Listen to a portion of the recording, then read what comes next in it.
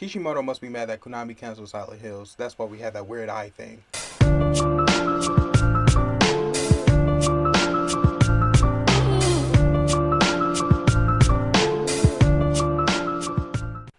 How's it going, YouTube? I am Gio, the Foolish Assassin. Today we're talking about Naruto Gaiden 700 plus 3. And this is a pretty, a little bit of a basic chapter, apart from the other two that we got, which were really great. We finally got a name for that white-haired kid. We kind of know what the main villain of the Boruto movie is going to look like. But let's talk about the chapter and let's get right into it. Alright, so the chapter starts off with Naruto. He's telling, Shikamaru, hey, apologize to Boruto for me.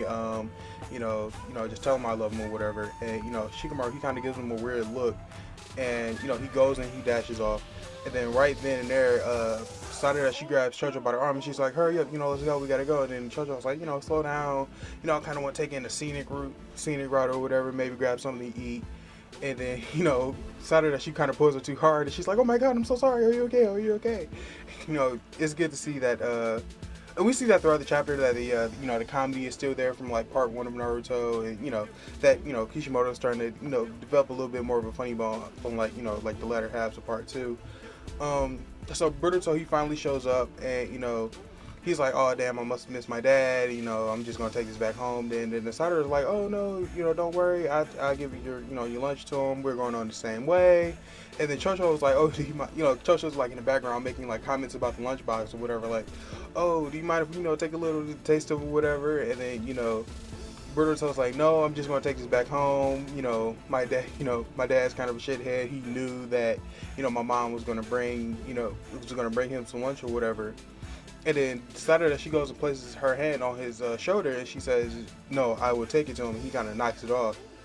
And, Sarada, she kind of tells him like, it must be nice having someone you love, bring a lunch to, because I don't have that same feeling. Shikamaru, he witnesses this whole exchange and he tells Boruto, hey, hand over the lunchbox. She's going to deliver to him. She's going to make sure he gets it safe. Please understand her feelings or whatever. So he, he kind of looks at her and he says, you're a weirdo. And he, hands her the lunchbox. And then her and Chocho dash off.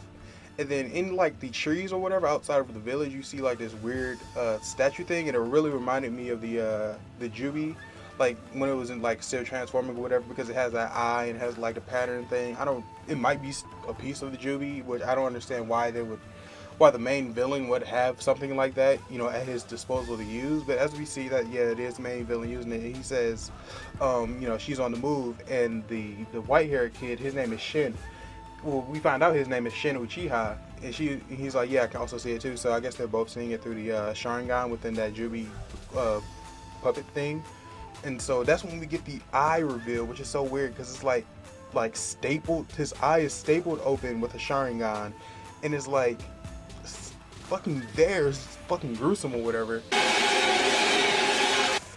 And so he's like, all right, we gotta move, go get Sasuke Uchiha's daughter and bring her back to me. And then, Shin, he does that whole teleportation jutsu. So then we come back over to Sarada and Chocho, and they, running, trying to catch up to Naruto. And Chocho was like, hey, slow down. Even moving at this speed, we're going to have to end up eating that lunch.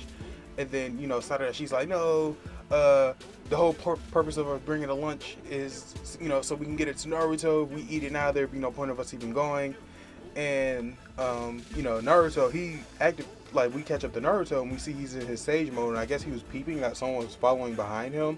I mean, it's kind of weird that he didn't peep who it was, but anyway, so he's like, damn, well, like whoever's following me is real slow. It'd be faster for me to just go back. And so we go back over to Sarada and Chocho, and that's when we see the white-haired kid. He steps out and he says, he calls out to her. He says, girl, you have to come with me. And then Chocho, she was like, is that somebody you know? And then, she sees the Sharingan and she was like, yeah, that's a Uchiha, right? That's somebody you know. And so, obviously Sarada refuses to go with him. And that's when he pulls out like a ninja scroll, and he pulls out that, that chain kunai thing he had from when he attacked Sasuke. So he pulls that out and he obviously goes on the offensive just to bring bring Sarada in. But obviously, as we see through this chapter, that these girls, well, probably all of the next generation of children are highly well trained, because immediately she dodges the kunai. And as she goes to attack him, Chocho goes behind him and uses a partial expansion jutsu and tries to smash him, but obviously he's a little bit faster. And like right when he uses his momentum from the jump to wrap his chain around her arm and knock her down. And he says she's expendable. He goes in for the kill, and that's when and then the chapter ends with Naruto kind of swooping in, saving the day. Like this is for a children's fight, this is a little bit rough. Why don't you play with somebody like me instead or whatever? And that's pretty much where the chapter ends. So like I said in the beginning of the review, this was a pretty basic chapter. Not a lot was revealed. Actually, one thing was revealed, that we actually got the white-haired kid's name. His name is Shin.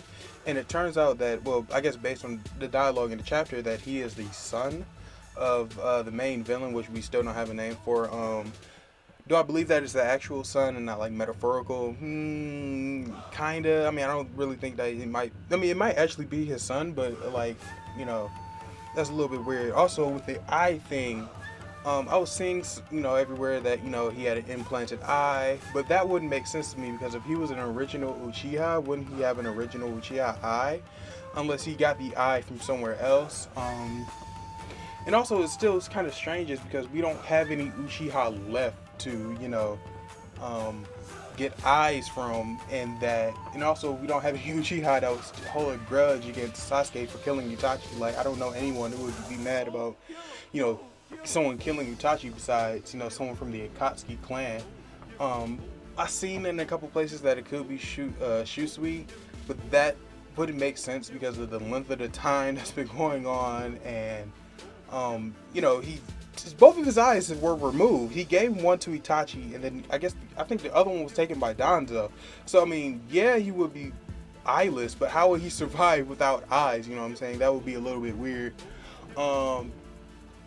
Another thing is that we finally, I guess next week we're gonna get a slight battle chapter, because obviously if this guy Shin can't take on Sasuke, he obviously won't be able to take on Naruto. So we might get a slight battle chapter between him and Naruto.